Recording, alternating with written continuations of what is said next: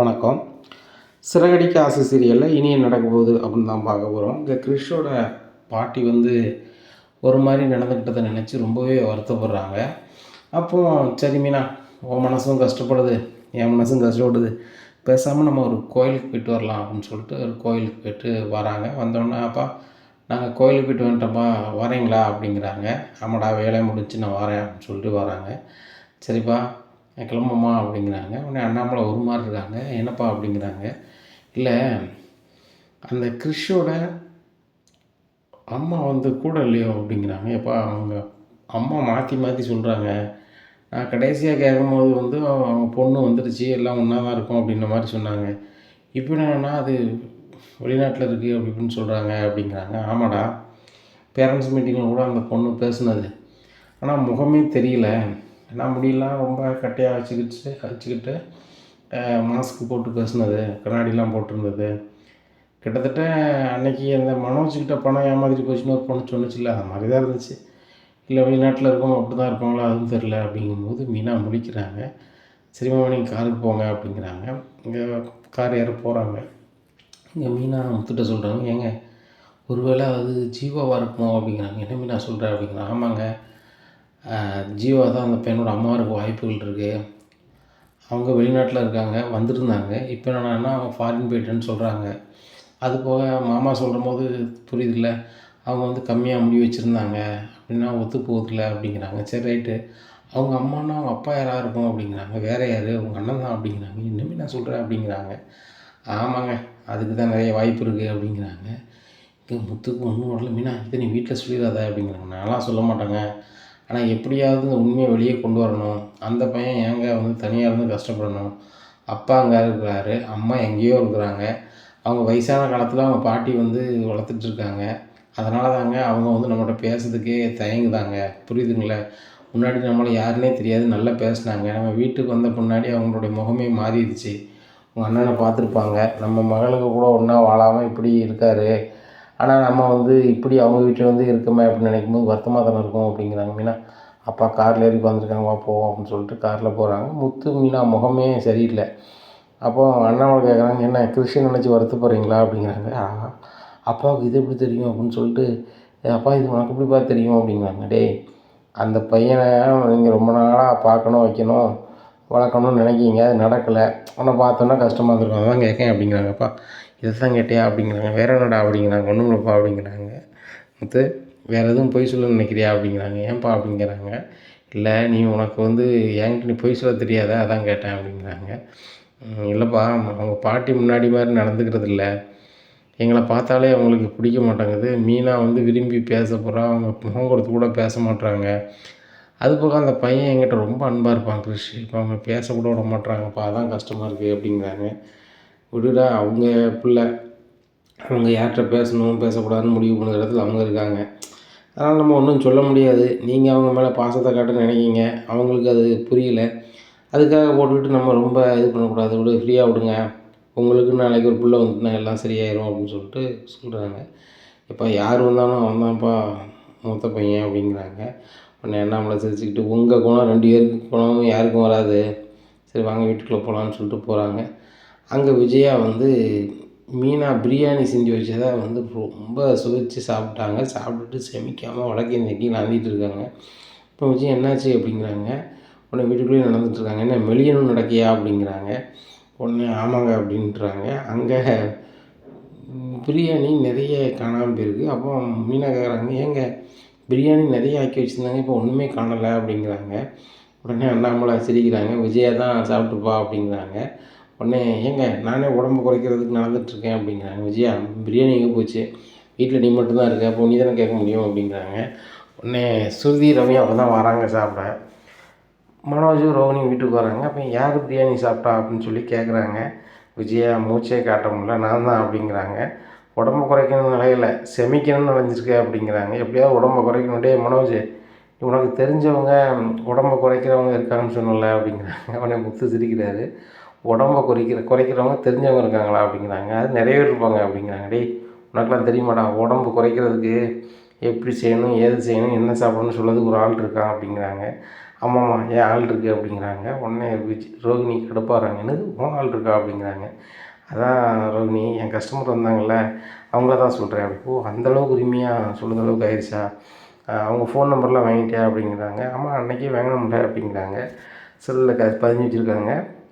அவங்க பேரை போட்டு குட்டின்னு பதிஞ்சு வச்சுருக்கேன். என்ன குட்டின்னு பதிஞ்சு வச்சுருக்கேன் அப்படிங்கிறாங்க. இல்லை அவங்க பொடிசாக ஃபிட்டாக இருக்காங்களா அதான் குட்டின்னு பதிஞ்சு வச்சுருக்கேன் அப்படிங்கிறாங்க. தாரணின்னு மட்டும் பதிஞ்சா காணாதா அப்படிங்கிறாங்க. உடனே இல்லை அவங்கள அப்படின்னா தான் நினைவு வருது எனக்கு அப்படிங்கிறாங்க. மனோஜ் நீங்கள் ரொம்ப ஓவராக தான் பண்ணுறீங்க அப்படின்னு சொல்லிட்டு ரூம் பார்த்து போயிடுறாங்க. டே ரோஹிணி ஏதோ பேசுகிறாடா நீ அந்த பொண்ணை ஃபோன் பண்ணி வர சொல்லு அப்படிங்கிறாங்க. அம்மா இன்றைக்கி நேரம் ஆயிடுச்சு நாளைக்கு காலையிலே வர சொல்லிடுவோம் அந்த பொண்ணை அப்படிங்கிறாங்க. சரிடா அப்படிங்கிறாங்க.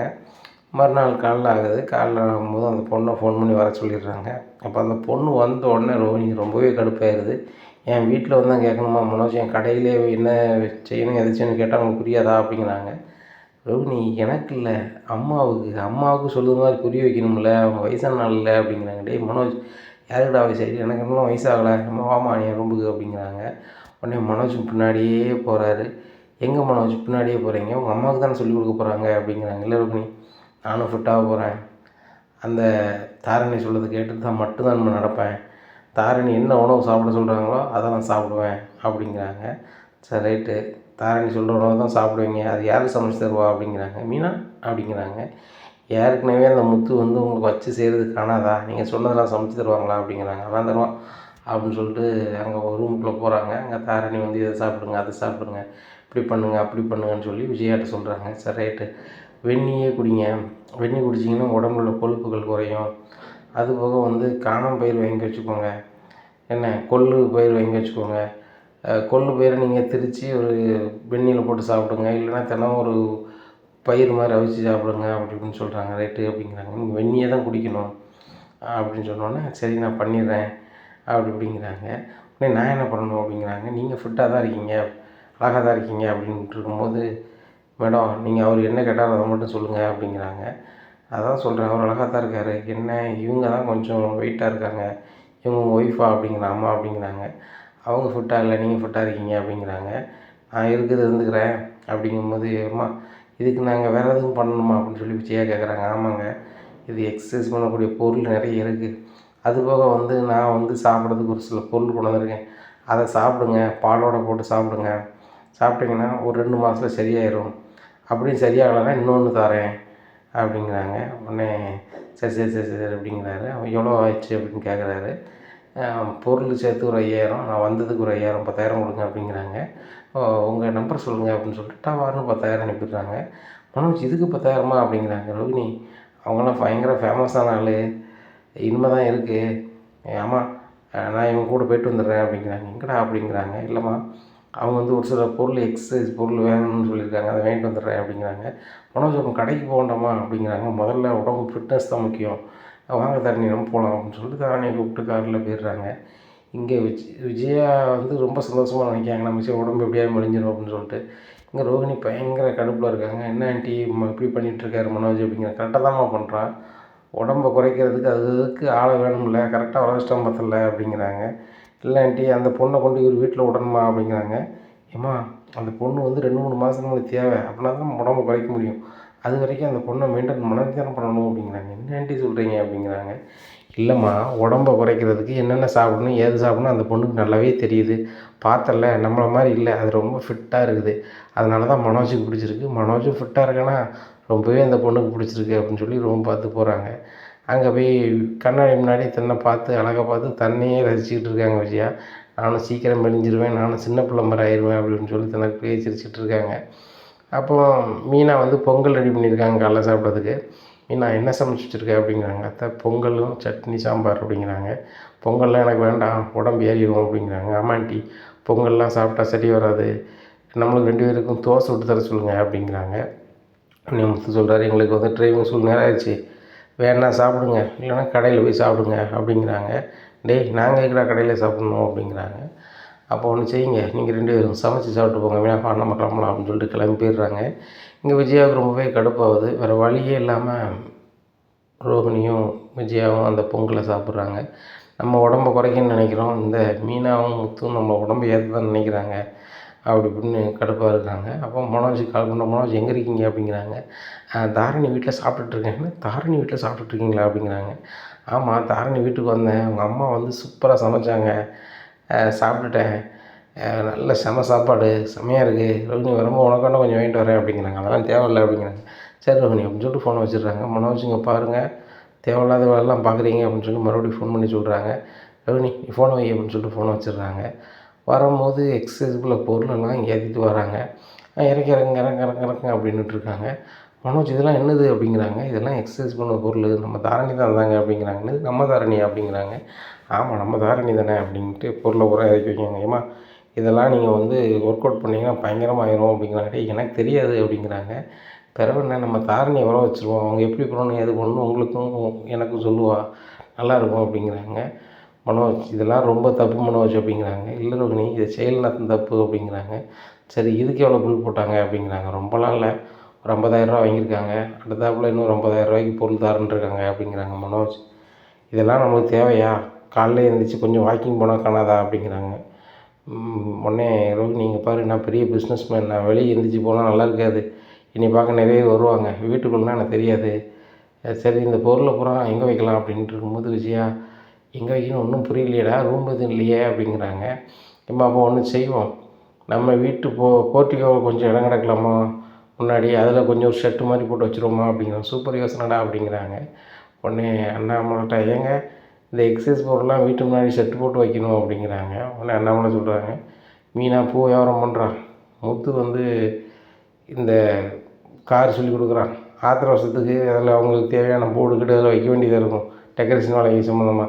நீங்கள் இந்த பொருளை கொண்டு வச்சிங்கன்னா எங்கே இது பண்ணுறது அப்படிங்கிறாங்க. ஏங்க என் வீட்டில் எனக்கு எக்ஸசைஸ் பண்ணக்கூடிய பொருள் கூட வைக்க எனக்கு இது இல்லையா, அப்படி இல்லையா அப்படி இல்லையாங்காங்க. இங்கே பாரு விஜயா, இந்த வயசில் இருக்கிறத வச்சு ஓட்டுறது தான் புத்திசாலித்தனம், இதை குறைக்கேன் வைக்கேன் நான் வந்து ஃபிட்டாக போகிறேன் அப்படின்னா அது வந்து வேறு மாதிரி போயிடாமல் பார்த்துக்கோ அப்படிங்கிறாங்க. ஏங்க உங்களுக்கு தான் ஃபிட்டாக முடியல, நான் அதை பார்த்துக்கிறேன். டே மனோஜ் உங்கள் அப்பாட்ட கேட்டுக்கிட்டு தான் இப்படி தான் கதை கதையாக பேசிகிட்டு இருப்பாருடா, நீ பேசாமல் போர்ட்டிக்கு வைக்கல ஒரு ஷெட் போட்டு வச்சிரு அப்படிங்கிறாங்க. சரிம்மா அப்படிங்கிறாங்க. உடனே மனோஜ் ஷெட்டு போட்டால் எவ்வளோ ஆகும் தெரியுமில்ல, கிட்டத்தட்ட அதாவது ஒரு 50,000 ஆகும் அப்படிங்கிறாங்க. 50,000 தானே நீ பண்ணிடலாம் அப்படிங்கிறாங்க. மனோஜை போன்ற நிறைய பணம் இருக்கா அப்படிங்கிறாங்க. பணம் இல்லை, நேற்று ஒரு 2,00,000 வியாபாரம் ஆச்சு, அதில் உள்ள பணம் இருக்குது அப்படிங்கிறாங்க. மனோஜ் இதே என்கிட்ட சொல்லலை அப்படிங்கிறாங்க. அவசரத்தில் சொல்லலை அப்படிங்கிறாங்க. நீங்கள் கொஞ்ச நாளாக மாறிட்டீங்க மனோஜ், எல்லாமே வித்தியாசமாக நடந்துக்கிறீங்க, அந்த தாரணிகிட்ட சொல்லுவடிக்கிங்க அப்படி இப்படிங்கிறீங்க எல்லாமே சொல்கிறாங்க. ரோகிணி அமைதியார் அப்படின்னு சொல்லிட்டு மறுபடியும் கார் எடுத்து நேராக செட் போடுறவங்கள வர சொல்லி செட் போட வச்சிடுறாங்க. அப்போ நான் போய்ட்டு வரேம்மா அப்படிங்கிறாங்க. உடனே ரோகிணி சொல்கிறாங்க, இவ்வளோ நேரம் கழிச்சு கடைக்கு போனால் எப்படி அப்படிங்கிறாங்க. அங்கே ஸ்டாஃப் எல்லாம் வெயிலில் நிற்கிறாங்க. என்ன சார் இவ்வளோ நேரம் கழிச்சு வரீங்க அப்படிங்கிறாங்க. நான் ஒரு ஓனர், என் சௌரியத்தை வருவேன், நீங்கள் சொல்லுறதை நான் கேட்க முடியாது அப்படிங்கிறாங்க.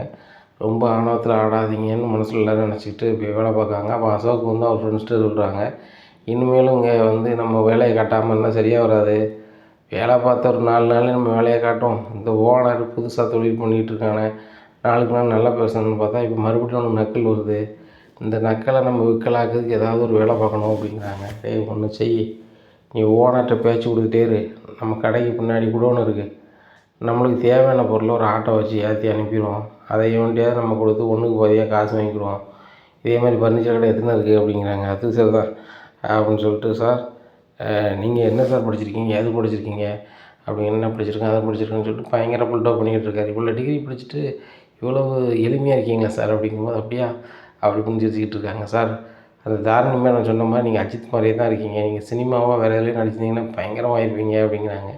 என் வீட்டம்மா கூட அப்படி தான் சொல்லுவா அடிக்கடி, எங்கள் அம்மா அப்படி சொல்லுவாங்க அப்படி இப்படின்னு பேச்சு கொடுக்குறாங்க. அங்கே 2 ஏசி 2 ஃப்ரிட்ஜு 3 வாஷிங் மிஷினு எல்லாத்தையும் ஆட்டோவில் ஏற்றிட்டு நேராக இன்னொரு ஃபர்னிச்சர் கடையில் கொண்டு கொடுக்காங்க. இதில் ஒன்றுக்கு பாதியாக எங்களுக்கு தந்தால் போதும் அப்படிங்கிறாங்க. கம்பெனி பொருள் தானே அப்படிங்கிறாங்க. பாருங்கள் கேரண்டியோடு இருக்குது அப்படிங்கிறாங்க. அதில் பாதி காசை வாங்கிட்டு வந்துடுறாங்க. அந்தளவுக்கு கால் பண்ணுறாங்க, நீ இது உன் வேலையை பாரு அப்படின்னு சொல்லிட்டு. சார் சின்ன ஃபோன் வருது அப்படின்னு சொல்லிட்டு ஹெட்ஃபோன்லேயே சொல்லுங்கள் அப்படின்னு சொல்லிட்டு, சொல்லுங்கள் இது என்ன வித்தாச்சா அப்படிங்கிறாங்க. வித்தாச்சு, நைஸாக குடோன் சாவி கொண்டு வந்துரு அப்படின்னு சொல்லிட்டு குடோன் சாவி கொண்டு வந்து நைஸாக வச்சிடுறாங்க. மனோஜ் வந்து தன்னை பற்றி பெருசாக பேசினோடனே அதில் புகழ்ச்சிக்கு மயங்கி அதை பற்றி யோசனை பண்ணிகிட்ருக்காரு. இப்படியா இருக்குது. இப்படி இருக்கும்போது விஜயா வந்து அங்கே நடன பள்ளிக்கு போகிறாங்க. போனோடனே பார்வதி, மனோஜ் எவ்வளோ பாசமாக இருக்கான் தெரியுமா அப்படிங்கிறாங்க. எனக்கு எப்படி தெரியும், நான் அளந்தா பார்த்தேன் அப்படிங்கிறாங்க. உனக்கு வர வர அந்த முத்து மீனா மேலே தான் உனக்கு வந்து பெரிய பரிவும் பாசமும் வருது. மனோஜ் என் பையன்தான், அதை புரிஞ்சுக்கா. உன் பையங்கள்லாம் என் பையங்கன்னு சொல்லிக்கிட்டு இருப்பேன் அப்படிங்கிறாங்க. முத்து உன் பையன் தானே, ஆனால் முத்து ரொம்ப பாசமாக இருப்பான், மனோஜ் உண்மையாக இருக்க மாட்டான், அதனால் எனக்கு அவன் மேலே பெரிய பாசம் இல்லை அப்படிங்கிறாங்க. உனக்கு பாசம் இருந்தானே இல்லாட்டேன்னு, எனக்கு எக்ஸசைஸ் பண்ணதுக்கே என் பையன் 1,00,000 பொருள் வாங்கி வந்திருக்கான்.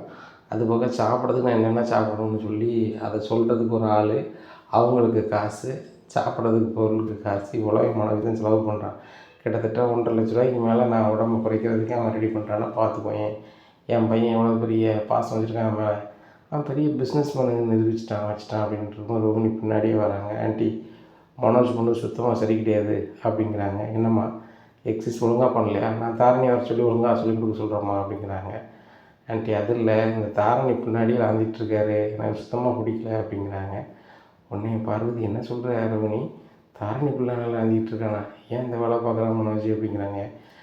ரோகிணி, அப்படிலாம் ஒன்றும் இல்லைம்மா, அவன் வந்து உடம்பு ஃபிட்டாக வைக்கணும்னு நினைக்கிறான், அதனால் அந்த பொண்ணுகிட்ட பேசுகிறான், ஒன்றும் பிரச்சனை இல்லை, நீ கவலைப்படாத, நான் பார்த்துக்கிறேன் அப்படிங்கிறாங்க. சரி ஆண்டி, பார்த்துக்கோங்க அப்படின்னு சொல்லி பார்லர் போகிறாங்க. பார்லரில் போய் மனோஜ் மேலே ரொம்பவே கடுப்பாகுது. அப்போ மனோஜ் கால் பண்ணுறாங்க. மனோஜ் செல் வந்து பிஸின்னு வருது. அப்போ என்ன பிஸின்னு வருது அப்படின்னு சொல்லிட்டு அசோக் கால் பண்ணி, மனோஜ் என்ன பண்ணிகிட்ருக்காரு அப்படிங்கிறாங்க. ஃபோன் பண்ணி பேசிகிட்ருக்காங்க. தாரணி மேடத்தை பேசிகிட்ருக்காங்க. தாரணி மேடத்தை பேசிகிட்ருக்காங்களா அப்படின்னு சொல்லிட்டு நேராக மனோஜ் கடைக்கு வந்துடுறாங்க. மனோஜ், எவ்வளோ நேரமாக நீ ஃபோன் பேசிகிட்ருப்ப அப்படிங்கிறாங்க. என்ன நீ அப்படிங்கிறாங்க. உடனே நான் உனக்கு ஃபோன் பண்ணி 1 மணி நேரம் ஆகுது, 1 மணி நேரமாக பிஸியாக இருக்கு அப்படிங்கிறாங்க. ஆமாம் ரோகிணி, அந்த தாரணி பேசிக்கிட்டு இருந்தாங்க, பேச சூப்பராக இருந்துச்சு, அதான் பேசிகிட்டே இருந்தேன். அதுபோக அவங்க உடம்பை குறைக்கிறதுக்கு ஏகப்பட்ட வழிமுறை சொல்கிறாங்க அப்படிங்கிறாங்க. உடனே எனக்கும் ஒரு உடம்பை குறைக்கிறதுக்கு ஒரு வழிமுறை தெரியும் மனோஜ் அப்படிங்க. அப்படியா, உனக்கும் தெரியுமா அப்படிங்கிறேன். ஆமாம் மனோஜ், ஒரு கட்டகம் எடுத்து உங்களை வெளுன்னு வலுத்தோம்னு வச்சுக்கோங்களேன், ஒரு 4 கிலோமீட்டர் வரட்டோம்னு வச்சுக்கோங்களேன், உங்கள் உடம்பு சரியாக மெலிஞ்சிரும். அதே மாதிரி 1 வாரம் பண்ணால் சரியாயிரும் அப்படிங்கிறாங்க. என்ன இப்படி சொல்கிற அப்படிங்கிறாங்க. ஆமாம், நீங்கள் வந்து ரன்னிங் பண்ண மாதிரி ஆயிருமா, எனக்குள்ள கடுப்பில் உங்களை வெளுத்த மாதிரியும் ஆயிரும் அப்படிங்கிறாங்க. உடனே ஏன் ரோகிணி என்னாச்சு அப்படிங்கிறேன். என்னாச்சுன்னு உங்களுக்கு தெரியாதா, நீங்கள் ஏன் தேவையில்லாமல் அந்த தாரணிகிட்ட பேசிகிட்டு இருக்கீங்க, அந்த பொண்ணு உங்கள்கிட்ட வந்து நல்ல பேச்சு கொடுக்குற மாதிரி கொடுத்து ஏகப்பட்ட வருமானத்தை உங்கள்கிட்ட இருந்தே பார்க்குது, நம்மளே ஏகப்பட்ட கடத்தில் இருக்கோம் அப்படின்ட்டு ரொம்ப கடங்காரங்க முன்னேறி வராங்க. என்ன மனோஜ் சார், நீங்கள் வந்து டீலரு, எங்களுக்கு சப் டீலர் தருவீங்கன்னு சொல்லி உங்களுக்கு பணத்தை தந்தோம், எங்களை சப் டீலராகவும் ஆக்கலை, பணத்தையும் திருப்பி தரல, என்ன நினச்சிட்ருக்கீங்க, எங்கள் பணத்தை வாங்கி வச்சு நீங்கள் சொகுசாக இருக்கீங்க, நாங்கள் வந்து இது இருக்கணும், உங்கள்கிட்ட நல்ல வருமானம் வருது, உங்கள் பொருளை பாதி விலைக்கு ஒவ்வொரு பர்னிச்சர் கடைக்கும் கொடுக்கீங்க அப்படிங்கிறாங்க. சார், எங்கள் கடையில் உள்ள பொருளை ஏன் சார் பாதி விலைக்கு கொடுக்க போகிறோம் அப்படிங்கிறாங்க. அதான் பேச்சு கனமாக வந்து பேசுகிறாங்களே, மனோஜ் சாருக்கு வந்து நல்ல வருமானம் போல் இருக்க பொருளை பாதி விலை கொடுக்காரு, அதே பர்னிச்சர் கடைக்கு விற்று பொழைச்சிக்கிட்டுன்னு சொல்லிட்டு அப்படிங்கிறாங்க. சார், அப்படிலாம் வாய்ப்பு இல்லை அப்படிங்கிறாங்க. எல்லாம் காலி போட்டு தான் வரோம், அது என்ன கொண்டு போகிறாங்களுக்கு தேவையில்லை அப்படிங்கும்போது இங்கே அசோக் இது முடிக்காங்க. ஆகா, மனோஜுக்கு தெரிஞ்சிடக்கூடாது அப்படின்னு சொல்லிட்டு உடனே மனோஜ், என்ன சார் உங்களுக்கு வேணும், வேறு பேச வேண்டியது மட்டும் பேசுங்க அப்படிங்கிறாங்க. சரி, பேச வேண்டியது பேசுகிறோம், எங்களுக்கு வர வேண்டிய பணம் எப்போ வரும் அப்படிங்கிறாங்க. சார், வரும்போது வரும் அப்படிங்கிறாங்க. தம்பிங்க பாரு, சினிமாவில் உள்ள காமெடி மாதிரி பண்ணிகிட்ருக்காத, எங்களுக்கு பணம் வேணும், பணம் வரலை அப்படின்னா நீ இந்த கடையிலையும் இருக்க மாட்டேன், இந்த கடையும் இருக்காது அப்படின்னு சொல்லிட்டு போயிருந்தாங்க. மனோஜ், என்ன மனோஜ் இது, உங்கள்கிட்ட இருக்க பணத்தை வீணாக செலவு பண்ணிகிட்ருக்கீங்க, கொடுக்க வேண்டிய கடங்காரங்களுக்கு என்ன செய்யணும் நினைக்கல, சும்மா ஃபோனில் தேவையில்லாமல் பேசிகிட்டு இருக்கீங்க, இனிமேல் ஒழுங்காக இருங்க, இல்லைன்னா அவங்க சொல்கிற மாதிரி நம்ம கடையும் இருக்காது, அவ்வளோதான் பார்த்துக்கோங்க அப்படின்ட்டு இருக்காங்க. சரி, பார்த்துக்க ரோகிணி அப்படின்னு சொல்லிட்டு அமைதியாக இருக்கார். ரோகிணி போயிடுறாங்க. அங்கே விஜயா பயங்கர சந்தோஷமாக நடனம் அப்படி எல்லாருக்கும் சொல்லி கொடுத்துட்டு, பார்வதி அப்படிங்கிறாங்க. என்ன அப்படிங்கிறாங்க. அந்த பொண்ணு என்ன தெரியுமா சொல்லிச்சு, நான் இன்னும் பச்சை தண்ணி குடிக்கக்கூடாதான், வெந்நி தான் குடிக்கணுமா, வெந்நி குடித்தா தான் காலில் உடம்புல உள்ள கொழுப்பு பூரா கரைஞ்சி போகுமா அப்படிங்கிறாங்க. விஜயா, உன் கொழுப்பு குறையணும்னா பல லிட்டரு வெந்நி போடணுமே அப்படிங்கிறாங்க. பார்வதி, முதல்ல போய் வெந்நியை போடுப்போ அப்படிங்கிறாங்க. இந்த சிந்தாமணி வந்துடுறாங்க. என்ன மேடம் எப்படி இருக்கீங்க அப்படிங்கிறாங்க. சிந்தாமணி, என்ன சொன்னீங்க, என்னால் உடம்பை குறைக்க முடியாது வைக்க முடியாதுன்னு சொல்லிட்டு தானே, இன்னையிலேருந்து ஒரு நோட்டு போட்டு எழுதிக்கோங்க தேதியை, 3 மாதத்தில் நான் மெலிஞ்சு காட்டுறேன் அப்படிங்கிறாங்க. அதெல்லாம் முடியாது மாஸ்டர் உங்களுக்கு அப்படிங்கிறாங்க. நான் மெலிஞ்சு காட்டுறேன், அதுக்கு என்ன வேலைலாம் பண்ணிருக்கேன் தெரியுமா அப்படின்னு சொல்கிறாங்க. மாஸ்டர், இவ்வளோ செலவு பண்ணிட்டீங்களா அப்படிங்கிறாங்க. எல்லாமே என் பையன் தான் அப்படிங்கிறாங்க. யார், அந்த முத்துவா அப்படிங்கிறாங்க. அவனால் நான் பையனையும் ஏற்றுக்க மாட்டேன், என் பையன் பிஸ்னஸ் மேன் மனோஜ் அப்படிங்கிறாங்க. பிரியா, அவன் பெரிய கோடீஸ்வரியை கட்டியிருக்கான், அவனுக்கு இந்த பணம்லாம் பெரிய விஷயமே கிடையாது அப்படிங்கிறாங்க விஜயா. இனி என்ன நடக்கும் அப்படிங்கிறத பொறுத்திருந்து பார்க்கலாம். நம்ம சேனலை நீங்கள் மறக்காமல் லைக் அண்ட் சப்ஸ்கிரைப் பண்ணுங்கள். நன்றி, வணக்கம்.